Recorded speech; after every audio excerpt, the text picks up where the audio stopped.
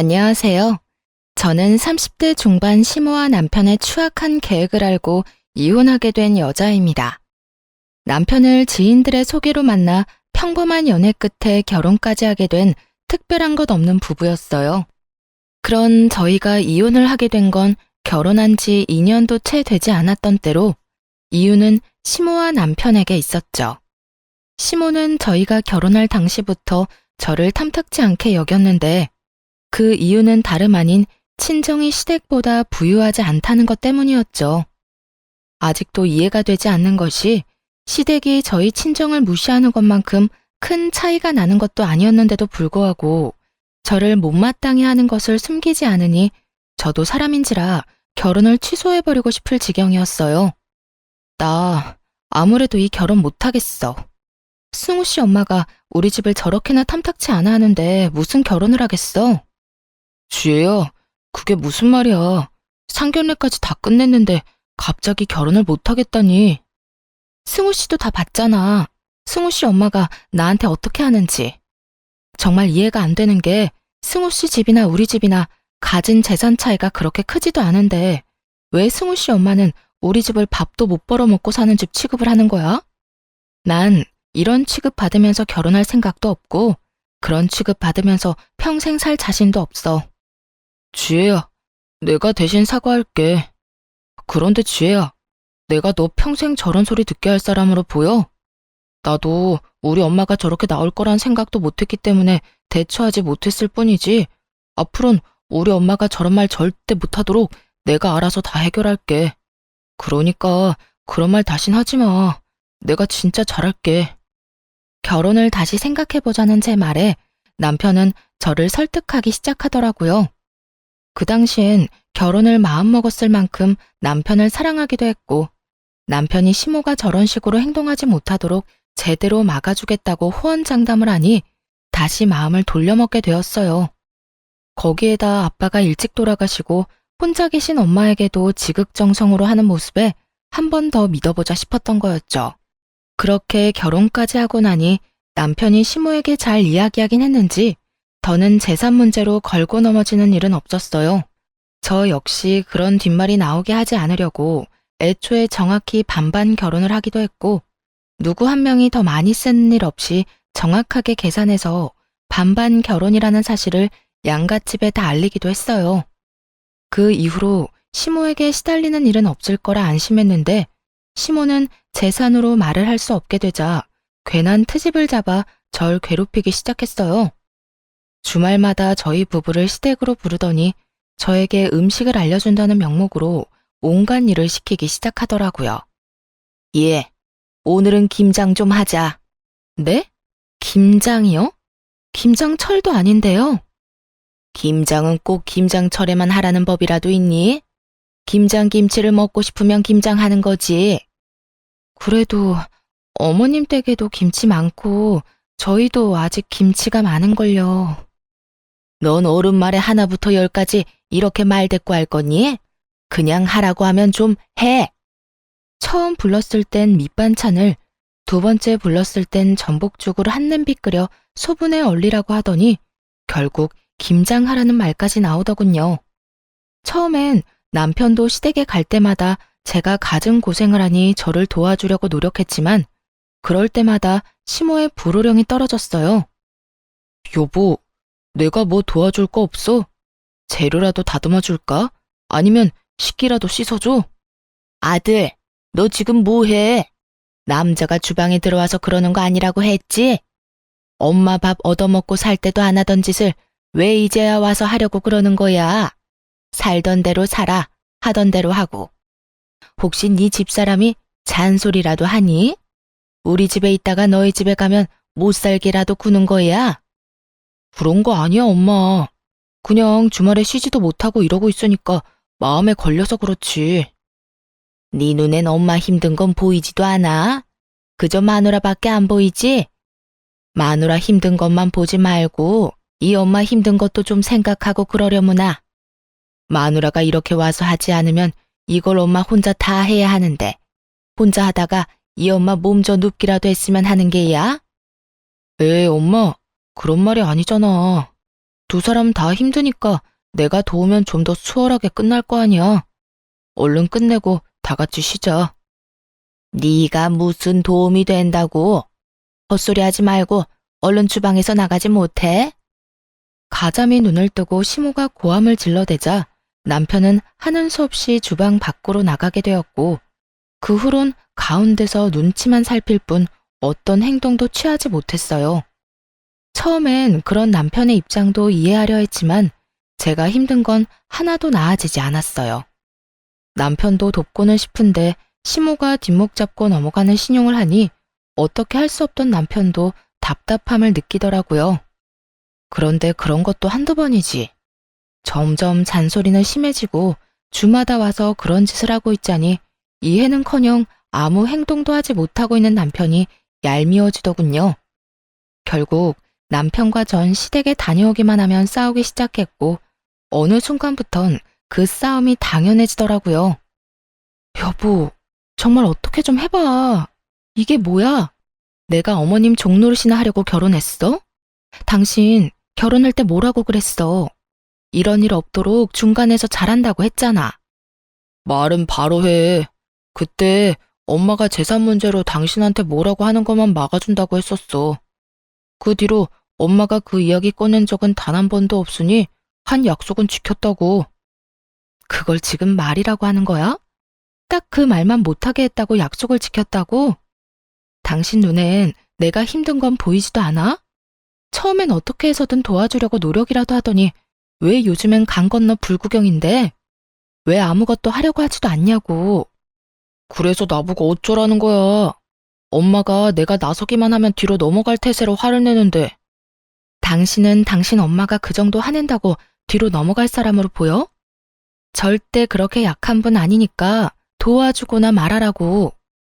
아, 몰라. 내 나름대로 최선을 다하고 있으니까 그렇게 못 참겠으면 당신이 못하겠다고 당당하게 말해. 그러면 되겠네. 이런 식으로 나온다 이 말이지? 그래, 알겠어. 그러면 내가 알아서 해결할 테니까 그때 가서 후회하지 마. 후회? 난 후회 같은 거 안 해. 그러니까 뭐든 당신 스스로 해결하라고. 그렇게 다시 주말이 왔고 남편은 시모에게 괴롭힘 당하는 저에게 아예 시선조차 주지 않더라고요. 저희 사이의 미묘한 기류를 눈치챈 시모는 더욱 신나서 저에게 살림 교육을 시킨다는 명목하에 저를 더 쥐잡듯이 잡아대고 있었고요. 도저히 이렇게는 못 산다는 생각이 들었고 시모를 똑바로 바라보며 이렇게 말했어요. 어머님, 저 매주 이렇게 와서 배우는 거 힘들어서 못하겠어요. 더도 덜도 말고 딱 저렇게 말했더니 시모가 당황스럽다는 듯 저를 보더라고요. 그랬겠죠. 이렇게까지 대놓고 힘들다 못하겠다는 말이 제 입에서 나올 거라 생각하지 못했을 테니까요. 이전까지야 남편이 그래도 눈치라도 살피고 다툼이 있긴 했어도 그 끝엔 언제나 미안하다고 했었거든요. 그래서 애써 좋은 게 좋은 거라고 저도 참고 넘겼던 것이었는데 남편이 하고 싶은 대로 하라고 하니 더는 참을 필요가 없겠더라고요. 거기에다 남편이 하는 꼴이 얄밉기도 했고요. 너 지금 뭐라고 그랬니? 네 말은 그러니까 앞으로는 내가 불러도 오지 않겠다. 이거니? 네, 들으신 대로 앞으로는 특별한 날이 아니라면 오지 않으려고 해요. 저도 주말에는 좀 쉬어야 하고요. 체력이 남아돈다고 한들 주마다 여기 와서 체력 소모, 정신 소모하고 싶지 않아요. 사실 이때까지 스트레스가 이만저만이 아니었거든요. 스트레스가 쌓이다 보니 회사 일에도 지장이 있기도 했고요. 뭐야? 너 정말 버르장머리가 하늘을 찌르는구나. 어디 며느리가 시어미한테 온다 못 온다 말을 짓거려대는 거야. 시모의 입에선 결국 욕설들이 흘러나왔고 이상하게도 그런 시모가 보는데 겁이 나기는커녕 차라리 잘 됐다는 생각이 들더라고요. 이렇게 틀어진 이상 오늘부터 더는 이 빌어먹을 시집자리도 그보다 더 꼴보기 싫은 시모도 더 이상 보지 않아도 된다는 생각이 들었기 때문이었겠죠. 저는 이왕 저지른 김에 확실히 하자 싶은 생각에 하고 있던 모든 일을 내팽겨치며 말했습니다. 버르장머리가 없다고 생각해도 어쩔 수 없네요. 이왕 말이 나왔고 이미 먹을 욕은 다 먹은 것 같으니 당장 오늘부터 하지 않을게요. 시모는 제 말에 어이가 없다는 듯 저를 그저 보고만 있더군요. 그런 시모를 뒤로한 채 집에 갈 채비를 하고 있었어요. 너무나도 평온한 표정으로 가방을 집어들자 남편은 그제야 상황의 심각성을 깨닫고 어떻게 해서든 말리려고 달려들었죠. 여보, 왜 이래 갑자기? 당신 지금 너무 흥분했어. 일단 흥분을 좀 가라앉히고 생각을 좀 해보라고. 이대로 가면 앞으로 어쩌려고 그래? 당신 이대로 가면 앞으로 우리 엄마 어떻게 보려고. 그러지 말고 지금이라도 우리 엄마한테 사과해. 당신이 사과하는 신용이라도 하면 내가 옆에서 도울 테니까 지금 빨리 사과하라고. 내 말 못 들었어? 더는 힘들어서 이렇게는 못 살아. 그러니까 어머님 마음 상한 게 그렇게 걱정이 되면 당신이 사과하고 당신이 마음 풀어드려. 그러면 되잖아. 당신 진짜 그걸 말이라고 해? 지금 제정신 아니지? 미친 거지? 제발 정신 차려. 지금 정신 차려야 할 사람이 누군데? 왜 내가 사과를 해야 해? 잘못한 사람이 누군데? 아무 잘못도 없는 사람을 그저 며느리란 이유로 주말마다 불러서 못 살게 군 사람이 누군데 나한테 사과를 하라고 하냐고. 난 100번 죽었다 깨어나도 잘못한 게 없어서 사과 같은 거 할 생각은 없으니까 그런 줄 알아. 그렇게 남편과 저의 말다툼이 시작되었고 남편은 시모에게 사과를 해라. 전 절대 못한다고 하며 양보도 없는 싸움이 이어지고 있던 그때였어요. 가방 속에 있던 전화가 울리고 잠시 싸움을 멈추고 전화를 받았어요. 양숙희 씨 따님 맞으신가요? 저는 구급센터 대원인데요. 어머님께서 신호등을 건너시다가 음주운전 차량과의 교통사고로 현재 병원으로 옮겨졌습니다. 지금 빨리 병원으로 좀 오셔야 할 것 같습니다. 상황이 좋지 않아요. 그 순간 잠시 정신이 멍해졌어요. 옆에 있던 남편은 계속 시모에게 사과를 강요하고 있는 상황에 남편을 뿌리친 채 병원으로 달려갔어요. 병원에 도착해 엄마를 부르는 순간 엄마는 눈을 감아버렸고 그게 마지막이 되어버렸습니다. 갑작스럽게 엄마가 돌아가시고 장례를 치르는 내내 저는 정신이 나가버린 사람처럼 아무 생각도 할 수 없었어요. 그런 저를 대신해 모든 일을 남편과 시모가 대신해 주었고 정신이 조금 돌아왔을 땐 장례가 끝난 뒤더라고요. 집으로 돌아와 현실을 받아들이고 있으니 남편이 제 눈치를 살피며 서류를 건네주더군요. 여보, 이거 보험회사에서 주고 갔어. 응? 보험회사? 이게 뭐지? 나도 잘 몰라. 그냥 당신한테 전해주라고 하더라. 당신이 장례식장에서 워낙 정신이 없어 보이니까 나한테 준 것 같아. 여기 명함도 같이 받아뒀으니 서류 살펴보고 연락 한번 해봐. 남편은 서류를 건네주곤 화장실로 가버렸고 혼자 서류들을 살펴보았어요. 그 서류들은 엄마의 사망보험금 서류였는데 엄마가 저도 모르게 사망보험을 들어놓았던 것이었죠. 언제 닥칠지 모를 죽음의 순간을 준비하며 남아있을 딸 생각을 먼저 한 엄마를 떠올리니 눈물이 왈칵 쏟아져 나오더라고요. 엄마가 저를 위해 준비한 서류들을 보며 하늘에 계신 엄마가 걱정하지 않게 정신을 다잡고 지금보다 더 잘 살아야겠다고 다짐했어요. 그 후 더 밝게 그리고 더 열심히 살려고 노력했고 이땐 시모도 더는 저를 시댁으로 부른다거나 괜한 트집을 잡는다거나 하는 일은 없었어요. 친정 부모님을 모두 잃은 제가 안타까워 이제 좀 잘해주려나 보다 생각했죠. 남편 역시 저에게 온갖 정성을 다하고 있었고요. 하지만 정신을 차리고 괜찮은 척해도 세상에 혼자 내던져진 우울감이 줄어들지 않더군요. 회사 일을 계속하는 것은 아무래도 무리였고 잠시 회사를 쉬며 정리하는 시간을 갖기로 했어요. 회사를 그만둔 후 엄마가 가지고 있던 여러 재산과 보험들을 정리하러 갔어요. 그 금액은 제가 생각한 것보다 꽤 컸어요. 남편에게 알리지 않고 조용히 혼자 처리하기 시작했죠. 어느 정도 말끔하게 마무리가 되어갈 때쯤 남편이 이런 말을 꺼내더라고요. 너 회사 그만둘까 봐. 너무나 갑작스러웠고 한편으론 의아했어요. 그 전까진 회사에 대해선 단 한마디도 언급이 없었는데 이렇게 갑자기 회사를 그만둔다고 하니 의아할 수밖에 없는 상황이었죠. 뭐? 회사는 갑자기 왜? 무슨 일 있어? 아니, 아무 일도 없는데 장모님 돌아가시고 당신도 너무 힘들어했고 요즘도 당신 보고 있으면 내가 걱정이 돼. 그래서 나도 회사 그만두고 이참에 당신이랑 같이 쉬면서 여기저기 다니는 것도 좋을 것 같은데 당신 생각은 어때? 최선을 다해 제 핑계를 대고 있었지만 그저 그냥 본인이 원해서 그만두겠다는 거잖아요.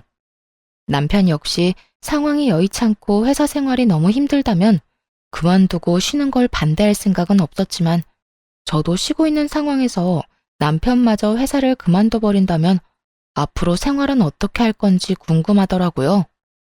나 때문에 걱정되어서 그만두는 거라면 굳이 그럴 필요는 없고 당신이 너무 힘들어서 못 견딜 상황이면 그만둬. 그런데 나도 지금 이렇게 쉬고 있는데 당신마저 쉬면 우리 생활은 어떻게 하려는 거야? 그게 나 사업이나 좀 해보려고.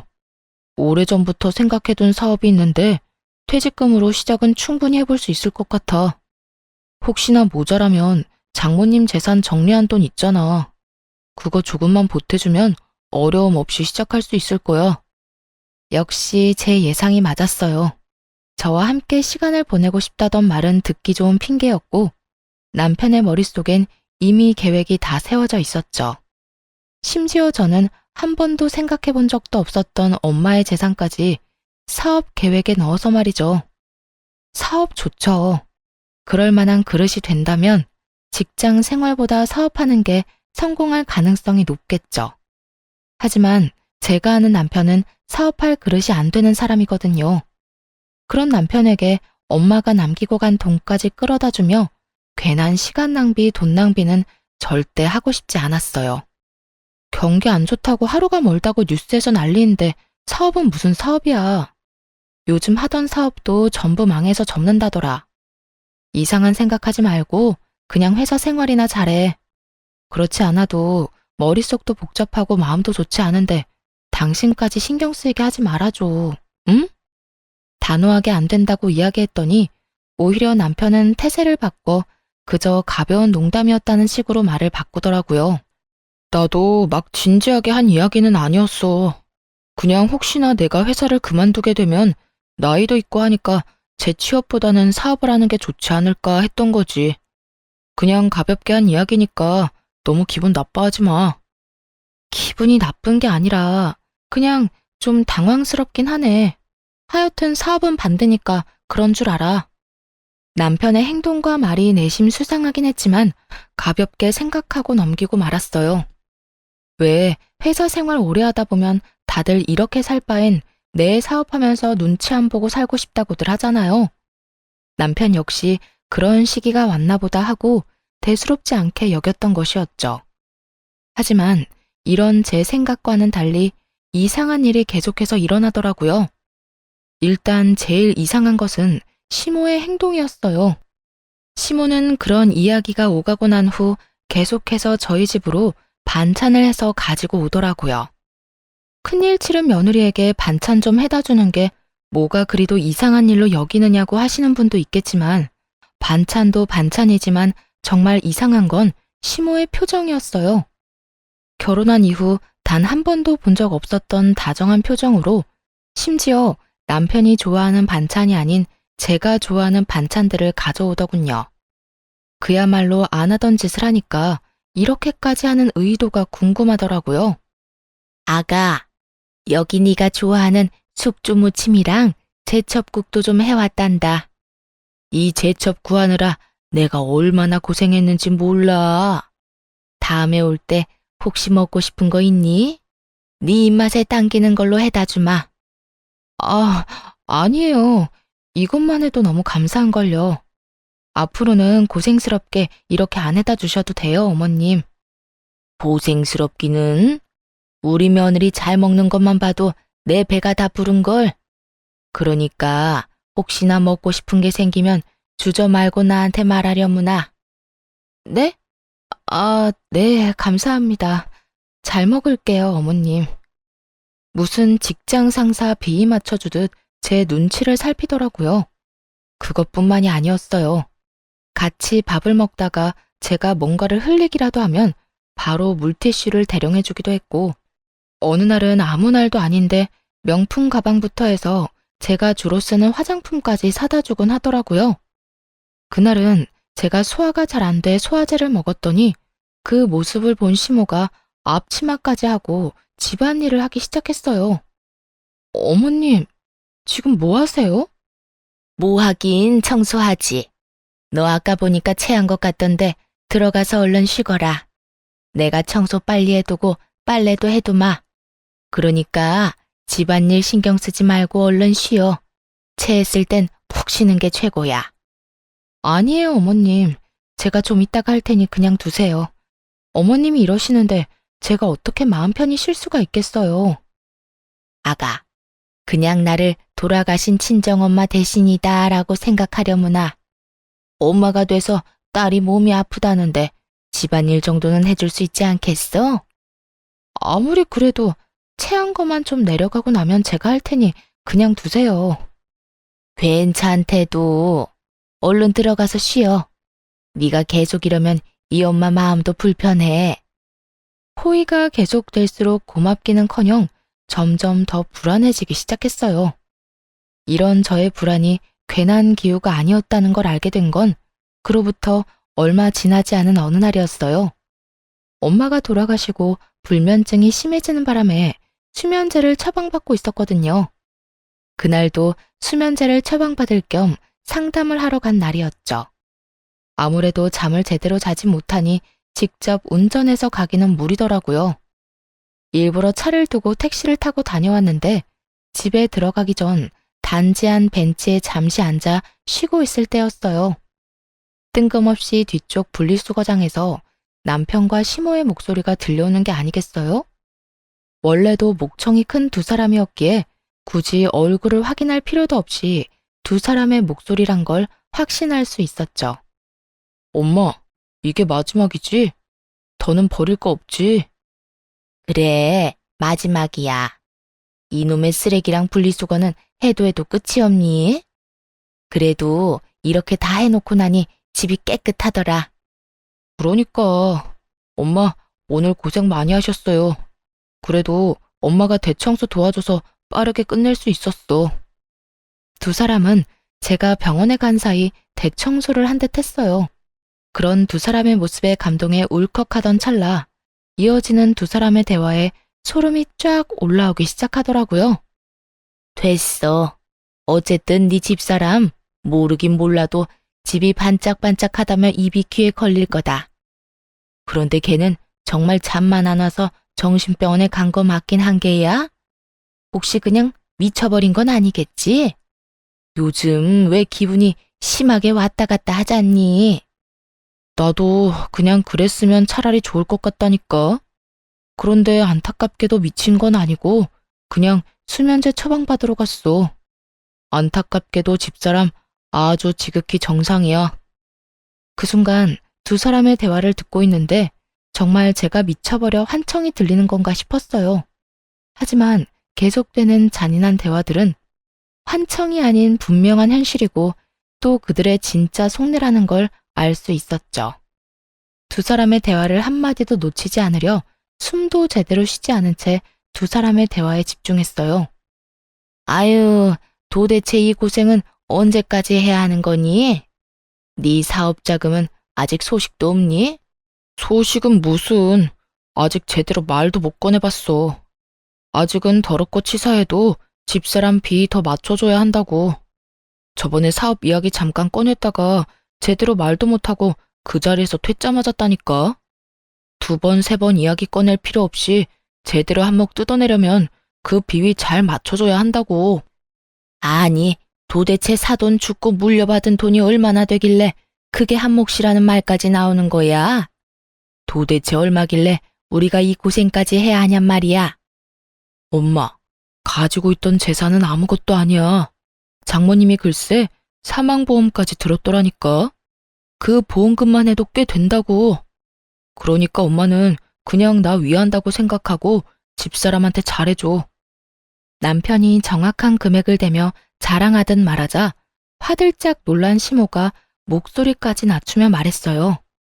그만큼이나 된다는 말이야? 그래, 알겠어.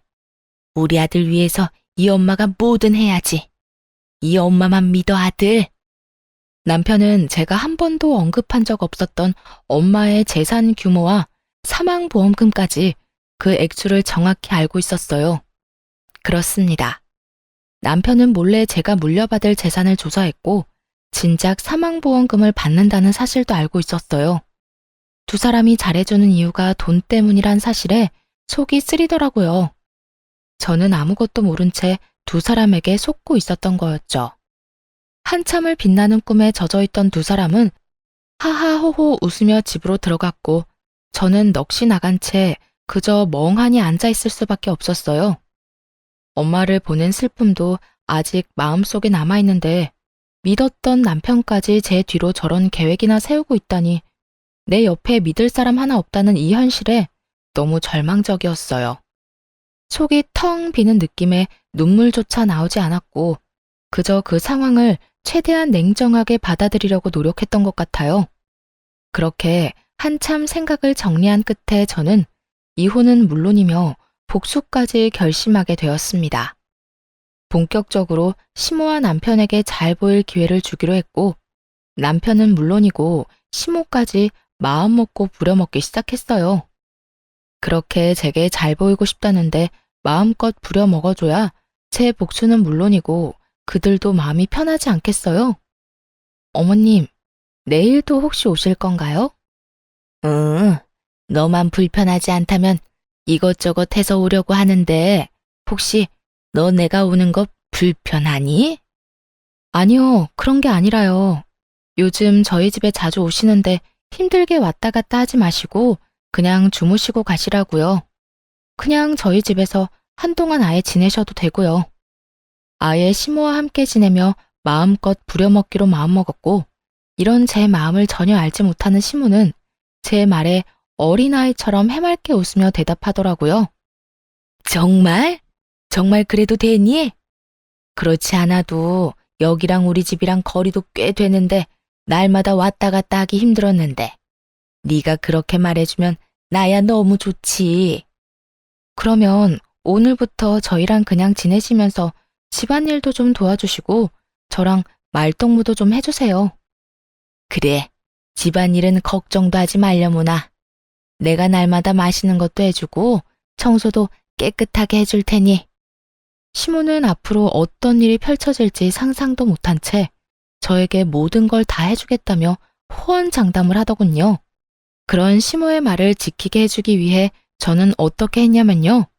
아주 밤낮 없이 식사를 요구했고 청소를 하게 만들었고 또 새벽엔 손이 많이 가는 음식이 먹고 싶다며 시모를 깨웠어요.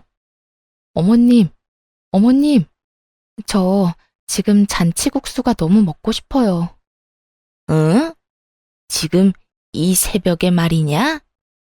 네, 자다 깼는데 잔치국수가 너무 먹고 싶어서 잠이 안 오는 거 있죠? 아무래도 지금 해주시는 건 무리겠죠. 너무 먹고 싶긴 한데 어머님이 정 힘들다고 하면 어쩔 수 없고요. 아, 아니다. 지금 해주마. 자고로 음식은 먹고 싶을 때 먹어야 제일 맛있는 법이지. 밤낮 할 것 없이 대놓고 부려먹는 제 행동에 시모는 화가 단단히 난 듯 보였지만 어쩌겠어요. 아들의 사업 자금이 달린 문제인데 절대 포기하지 않더라고요. 그렇게 며칠 괴롭히고 나니 시모의 얼굴은 점점 더 썩어가고 있었고 시모가 폭발할 타이밍에 맞춰 남편 사업 자금에 대해 말을 꺼냈어요. 여보, 요즘 회사 생활 어때? 힘든 건 없어? 회사? 회사야 늘 힘들지. 당신도 잘 알 거 아냐. 잘해도 욕먹고 못하면 더 욕먹는 게 회사 일이라는 거. 그런데 갑자기 그건 왜 묻는 거야? 그게 저번에 왜 당신이 사업 이야기 꺼냈었잖아. 그때 내가 단칼에 안 된다고 한 게 마음에 자꾸 걸리더라고. 당신도 당신대로 힘들고 한참 생각해보고 그런 말을 꺼냈을 텐데 내 입장만 생각하고 거절부터 한 것 같아서 미안하기도 했고 말이야. 그래서 하는 말인데 아직도 사업 생각이 있는 거야? 최대한 미안하다는 표정을 지어 보이며 남편에게 사업 이야기를 꺼내자 기다렸다는 듯이 숨도 쉬지 않고 말하더군요. 그럼 당연히 사업 생각 있지. 그때 당신한테 말을 못했는데 사실 구체적으로도 계획을 다 세워놨어. 당신이 금전적으로 좀 도와주기만 하면 바로 시작해도 될 정도라니까. 그래? 계획서 있으면 나 좀 보여줘. 보고 괜찮으면 투자 좀 하든가 할게. 정말? 정말이지. 내가 조금 있다가 당신 보기 편하게 정리해서 보여줄 테니까 당신은 잘 보고 투자해 주기만 해. 그러면 내가 정말 열심히 일해서 호강이란 호강은 다 시켜줄 테니까. 전 그저 투자할 생각이 있다고만 했을 뿐인데 남편은 이미 투자받은 사람처럼 다음날 바로 사표를 쓰고 와서는 본격적으로 사업을 준비하기 시작하더군요. 저는 최고의 타이밍을 잡아 이혼을 통보할 때를 기다리고 있었어요. 두 사람이 외출한 사이 보이지 않는 곳에 홈 CCTV를 설치해 시모와 남편의 추악한 계획을 뒷받침할 증거도 확보해 놓기로 했어요.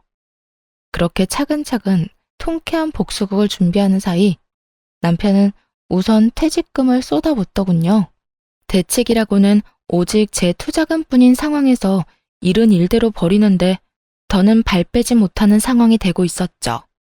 그러던 어느 날 잠시 외출하고 돌아왔더니 시모와 남편이 상다리가 부러지게 잔치상을 차려놓고 저를 기다리고 있더라고요.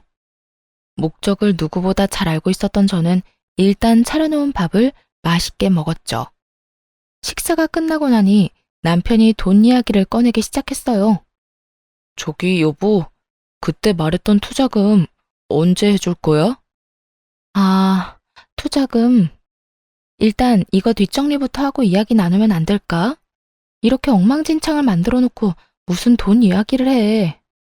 빈 접시들로 엉망이 된 식탁을 손가락질하며 말을 돌렸고 남편은 제 말에 밝게 웃으며 본인이 다 정리하겠다고 나섰어요. 손해볼 것이 없었던 저는 편하게 TV나 보고 있었네요.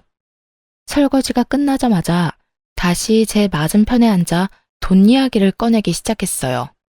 그리고 남편의 옆자리엔 기대에 가득 찬 표정의 시모가 자리하고 있었고요. 여보, 뒷정리에 설거지까지 다 했는데 이제 이야기 좀 나눠도 될까?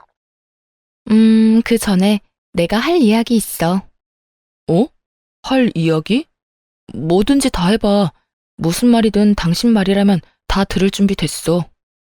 그래? 그러면 우리 이혼하자.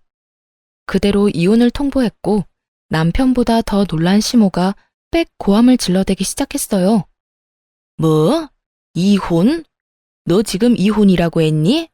너 진짜 정신적으로 어디 아픈 거 아니니? 그러지 않고서야 지금 이 타이밍에 어떻게 이혼하자는 말을 해?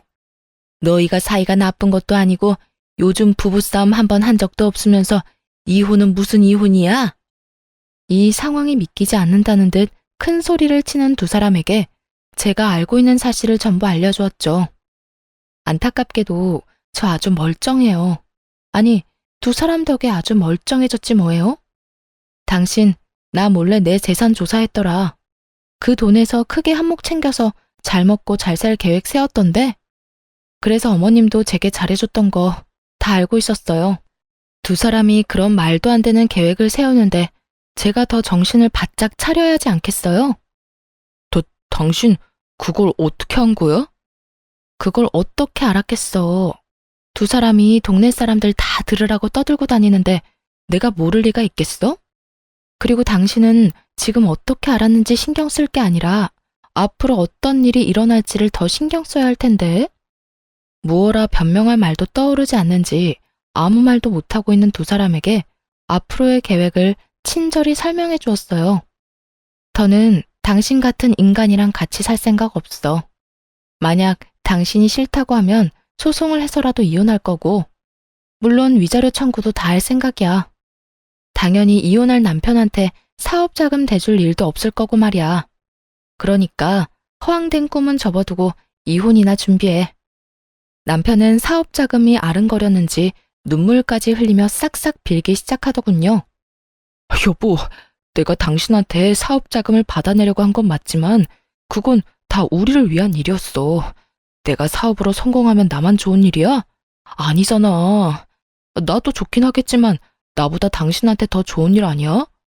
하루라도 빨리 성공해서 당신이랑 잘 먹고 잘 살려는 생각에 그랬던 거라고. 내가 성공해도 당신을 버릴 생각은 전혀 없었어. 이혼 생각 따윈 전혀 없었다고. 그래, 아가야. 네가 무슨 말을 어떻게 들었는지 모르겠는데 다 오해란다.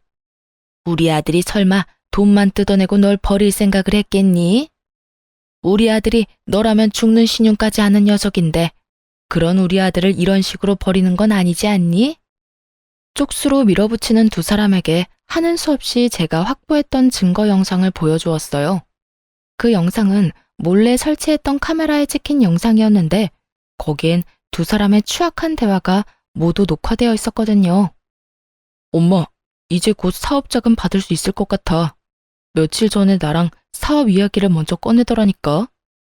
그게 정말이니? 이제 며느리 종노릇은 그만해도 되는 거야? 그래, 그러니까 엄마 조금만 더 고생해. 이제 고지가 눈앞이니까. 아휴, 이번에 사업 자금만 다 뜯어내고 나면 나 이혼해버리려고. 장모님 돌아가신 지가 언젠데 아직도 우중충해서는. 보는 내가 우울증 걸릴 것 같다니까. 그게 한몫 뜯어내고 사업만 자리 잡으면 확 이혼해버리고 나이도 어리고 밝은 여자랑 새 출발할 거야. 그래, 그건 나도 찬성이다.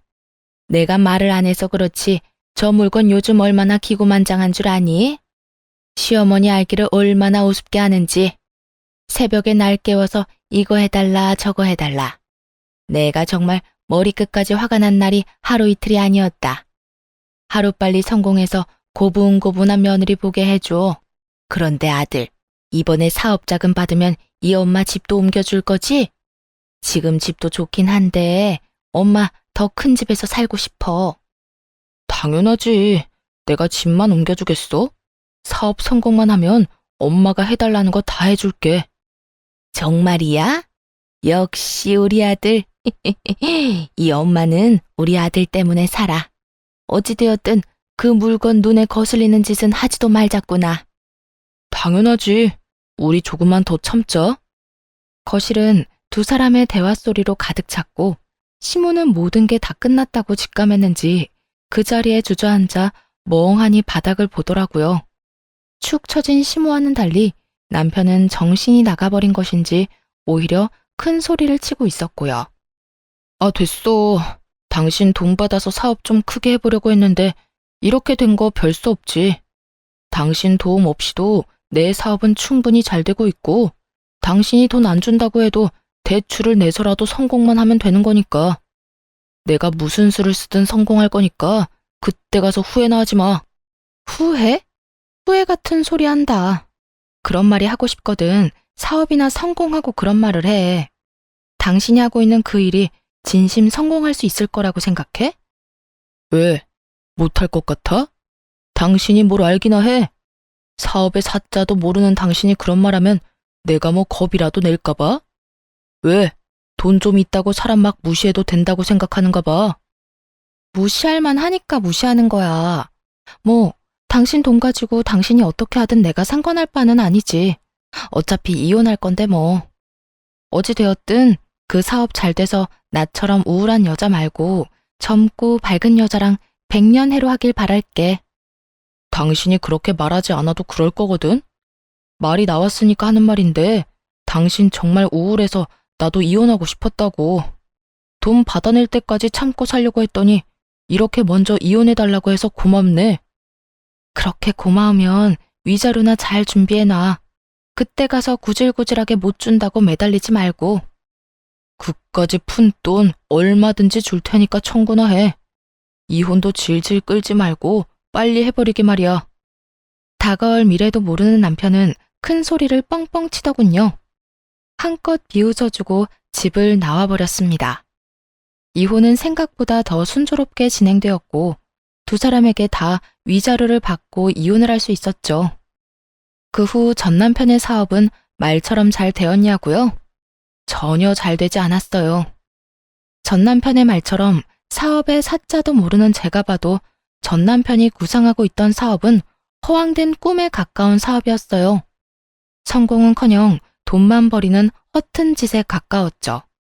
그렇게 퇴직금뿐만 아니라 대출까지 내서 진행했던 사업을 최단 기간 시원하게 말아먹은 전 남편은 거기에서 포기하지 않고 또 사업을 한다고 시모 집까지 팔았다고 하더라고요. 그야말로 지독한 사업병에 걸려버린 거였죠. 하지만 사업에 관한 그 어떤 지식도 노하우도 없던 전 남편이 돈만 끌어다 붓는다고 한들 그 사업이 성공할 리는 없었죠. 끝끝내 여기저기 돈을 빌리고 다닌다는 소문을 들을 수 있었어요. 그리고 저에게 연락이 왔더라고요. 돈을 빌려달라고 말이죠. 정말 염치 없는 말인 거 잘 알고 있는데 혹시 나 돈 좀 빌려주면 안 될까? 내가 정말 사정이 너무 급해서 그래. 설마 했는데 돈을 구걸하는 연락을 하다니 정말 갈 때까지 갔구나 하는 생각이 들었어요. 전화 걸 때 누구한테 거는 전화인지는 똑바로 확인은 한 거지? 나 네 전 부인이야. 그냥 그저 아는 지인이 아니라고. 알고 있어. 내가 오죽 급했으면 당신한테 이런 연락을 했겠어? 나도 내가 얼마나 지금 한심하게 보일지는 잘 아는데 정말 너무 급해서 그래. 그러니까 나 돈 좀 빌려주라. 당신 나하고 우리 엄마한테 받은 위자료도 있고 장모님한테 물려받은 재산에다가 사망보험금도 있잖아. 너 진짜 제정신 아니구나? 내가 다른 돈도 아니고 우리 엄마 목숨값으로 널 도울 것 같아? 그리고 다른 돈도 똑같아. 너랑 네 엄마한테 받은 위자료는 말 그대로 네가 나한테 준 상처에 대한 대가인데 그 돈을 널 왜 주겠어? 너한테 10원짜리 한 푼 못 주니까 이딴 구걸 하지도 마. 여보, 그러지 말고 조금만, 아주 조금만 빌려주면 돼. 일단 급한 불은 꺼야 할 거 아니야. 이미 이리저리 빌려서 사업은 시작했는데 돈이 조금 모자라서 이때껏 투자했던 돈까지 다 날릴 상황이어서 그래. 그러니까 당신이 조금만, 아주 조금만 좀 빌려주라. 구걸이라고 하든 거지라고 하든 쌍욕을 해도 좋으니 돈만 좀 빌려줘. 야, 제발 정신 좀 차려라. 그릇도 안 되는 게 사업한다고 부모 집까지 다 날려먹었으면 지나가던 똥개도 정신 차리고 사업은 꿈도 안 꾸겠어. 한때 너랑 사랑이란 걸 했던 사람이라서 해주는 이야기인데 그렇게 살다가 새고랑 차는 건 시간 문제야. 그러니까 제발 정신 좀 차리고 다신 연락하지 마. 그대로 전화를 끊어버렸고 그 뒤로도 계속해서 연락이 오길래 아예 번호를 차단해버렸어요. 그 후 들리는 소문으로 전 시모는 여전히 사업병에 걸린 아들이 진 빚을 갚아내느라 식당 일을 하며 고된 노후를 보내고 있다더군요. 그러면 뭐해요? 밑 빠진 독에 물 붓게 아니겠어요? 그 소식을 마지막으로 인연을 끊어낼 수 있었습니다. 그 후 저는 회사 복직을 미루고 재충전의 시간을 보내고 있어요. 요즘은 이리저리 발길 닿는 대로 여행을 다니기도 하고 그렇게 다니다 마음에 드는 곳이 있으면 오래 머무르기도 하며 심적인 안정을 되찾고 있어요. 친정엄마의 갑작스러운 사고와 연달아 일어난 이혼 때문에 힘든 시간을 보낸 건 사실이지만 요즘은 수면제 없이도 잘 잘 만큼 많이 안정된 시간을 보내고 있습니다. 아마 이곳저곳을 다닌 게 많은 도움이 된 듯해요. 회사에서도 이런 제 상태를 이해해 주신 덕분에 올해까지는 마음 놓고 푹 쉬고 내년에 복직할 예정이에요. 다시 일개미로 돌아가기 전 부지런히 여행을 다녀보려고요. 이혼할 당시 힘들었던 이유는 주변에 어떻게 해서든 돈 한 푼이라도 뺏으려는 사람만 있다는 사실이 저를 너무나도 힘들게 만들었어요. 어떨 땐 제가 살아온 삶을 부정하는 기분이 들기도 했고요. 하지만 이혼하고 여행도 하고 또 새로운 사람들을 만나고 그렇게 하나둘 인연을 쌓다 보니 저를 많이 사랑해주고 아껴주는 사람이 있다는 걸 알게 되었네요. 더 이상 인간관계에 힘들어하지도 말고 어제보다 오늘을 더 열심히 살아야겠다는 생각이 들더라고요. 그래서 결론은 지금 참 행복하다는 거예요. 사람들을 많이 만나기도 하고 그런 좋은 사람들과 많이 웃기도 하며 함께 즐거운 시간을 보내고 있어요. 앞으로도 지금처럼 많이 웃고 제 삶에 만족하는 시간을 보내며 행복하게 잘 살아가 보려고 합니다. 이로써 저의 긴 이야기도 끝이 났네요. 다들 어떠셨을까요? 긴 이야기가 지루하진 않으셨을지 걱정스럽기도 하네요. 지금까지 함께 해주셔서 정말 감사하며 늘 행복하시길 바라겠습니다.